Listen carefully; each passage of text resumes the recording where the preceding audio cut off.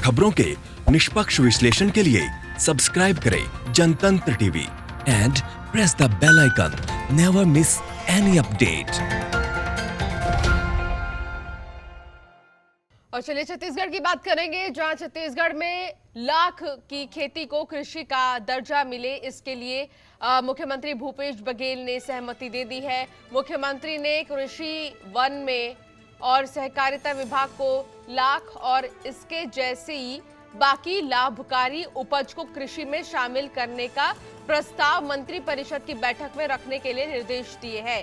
छत्तीसगढ़ में लाख की खेती को अब कृषि का दर्जा मिलेगा।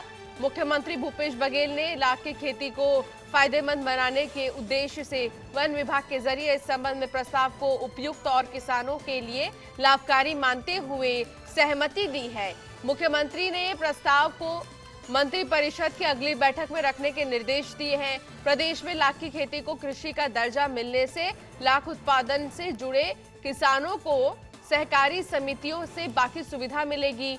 मालूम हो कि राज्य में लाख की खेती की अपार संभावनाएं हैं। यहाँ के किसानों के जरिए कुसुम, पलाश और बेर में परंपरागत रूप से लाख की खेती की जाती रही है, लेकिन व्यवस्थित और आधुनिक तरीके से लाख की खेती नहीं होने की वजह से कृषकों को लागत के एवज में अपेक्षित लाभ नहीं मिल पाता है। छत्तीसगढ़ में लाख की खेती को कृषि का दर्जा मिलेगा। लाख की खेती को फायदेमंद बनाने के लिए सरकार आने वाले समय में और भी कई सारे कदम उठाने वाली है। राज्य में लाख की खेती की अपार संभावनाएं हैं, सीएम भूपेश बघेल का कहना है।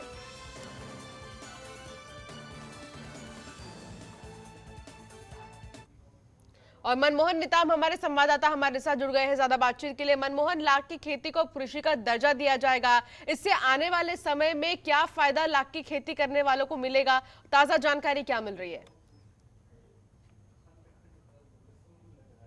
देखिए अंशिका, बता दूं कि छत्तीसगढ़ के जो मुख्यमंत्री हैं भूपेश बघेल, वो यहाँ पर वनोपज अर्थव्यवस्था को सुधारने के लिए, मजबूत करने के लिए, यहाँ पर जो किसानों को लाख की खेती करने के लिए यहाँ पर एक बहुत ही अच्छी यहाँ पर तोहफा दिए हैं। और अब लाख की खेती में यहाँ किसानों को यहाँ पर राशि मिलेगी और जिस तरीके से अन्य फसलों के लिए उन्हें मुआवजा मिलता है एवं अन्य जो सुविधाएं मिलती है, ठीक उसी प्रकार लाख की खेती करने पर भी यहाँ पर किसानों को बहुत सारी सुविधाएं यहाँ पर मुहैया कराई जाएगी, जिससे किसान मजबूत हो गए एवं उनकी अर्थव्यवस्था सुधरेगी। जी अंशिका।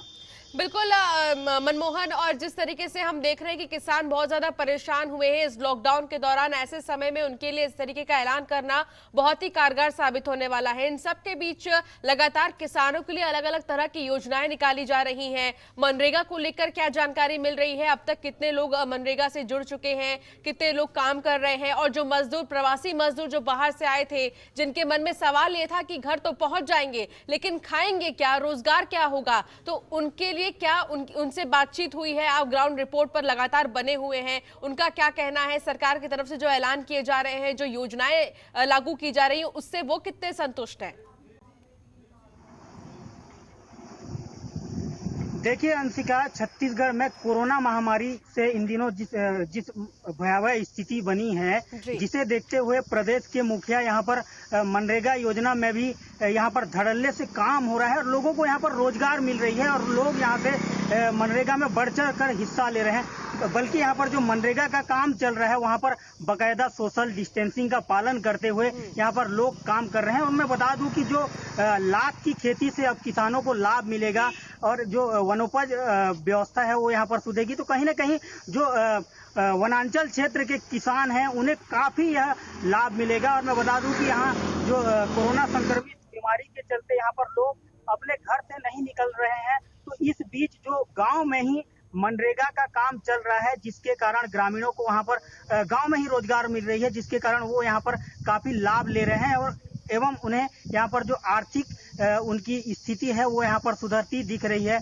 मैं बता दूं कि छत्तीसगढ़ में जो किसानों को भी यहाँ पर लाभ देने के लिए जिस तरीके से धान खरीदी में किसानों को लाभ दिया जाता है, तो ठीक उसी प्रकार अब जो ग्रामीण किसान हैं, जो वनांचल क्षेत्र में रहते हैं किसान, उन्हें अब लाख उत्पादन में भी काफी सहयोग मिलेगा। जी इन सब के बीच मनमोहन, कुछ समय पहले हम जिस तरीके से देख रहे थे कि छत्तीसगढ़ सरकार बेबाकी से अपनी बात केंद्र के सामने रख रही थी और हर बार जब भी मीटिंग हुई है लॉकडाउन के दौरान, उस वक्त उन्होंने कहा है कि कुछ अधिकार राज्य सरकार को देना चाहिए।